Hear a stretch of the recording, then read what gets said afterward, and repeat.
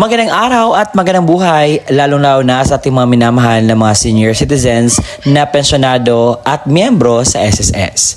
Sa araw po na ito ay gusto kong i-share sa inyo ang mangyayari ngayong araw, April 24, 2026. Patungkol po ito sa dalawang mahalagang bagay patungkol po sa inyong benepisyo na makukuha galing sa SSS. Ano ba ito? Kung gusto nyo malaman, tapusin mo ang video na ito hanggang sa dulo nang sa gayon makuha mo ang punto ng video kong ito. Gusto ko i-share sa inyo itong opportunity na ito dahil nagpapaliwanag ito kung paano natin alamin ang dapat nating makuhang impormasyon sa mga katanungan regarding po sa concern natin when it comes to this matter. Ayon dito sa post ng SSS, sabi nila sila ay gustong nag-encourage sa mga SSS pensioners at members na meron silang gaganapin na ESS Eskwela, webinar at pag-usapan ang mga sumusunod na mga bagay.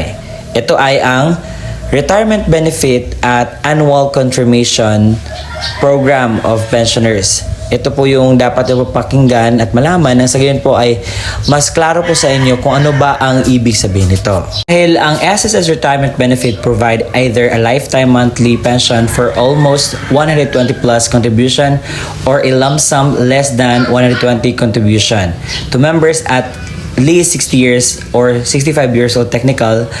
It includes 1,000 additional benefit and 13-month pay. And ito po yung meron silang My SSS portal. Ito po yung parang tawag ng portal na pwede pong tingnan ang inyong available loans, magkano yung utang ninyo.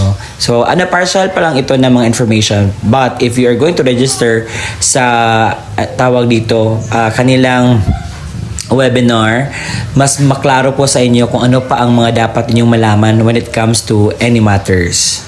Ngayon ay magbibigay lang ako ng overview kung ano ba ang ibig sabihin ng ACOP or Annual Confirmation of Pensioners Program. Ito ay mandatory na gagawin yearly or sometimes more frequent verification to ensure the continued eligibility ng SSS pension sa ilang kanyang matatanggap. So pensioners can only comply via SSS website on online facility. So ang purpose po ng ACOP is para hindi po maputol ang inyo pong tinatanggap na pensyon. Kaya naman po, ina-encourage kayo kung may time kayo o makatanungan kayo patungkol po sa topic na kanilang i-discuss sa webinar ngayong araw patungkol po sa retirement benefits at saka sa ACOP.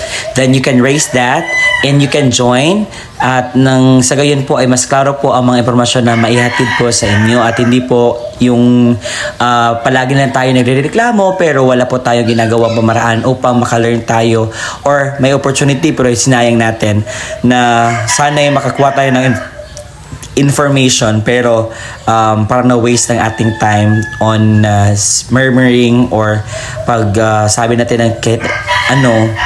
If you have some questions, this is an opportunity for you to raise it and to ask for the answer sa proctor or sa speaker ngayong araw. So, I hope that helps sa daong bagay na dapat nating malaman patungkol po sa inyo pong benepisyo makukuha sa SSS.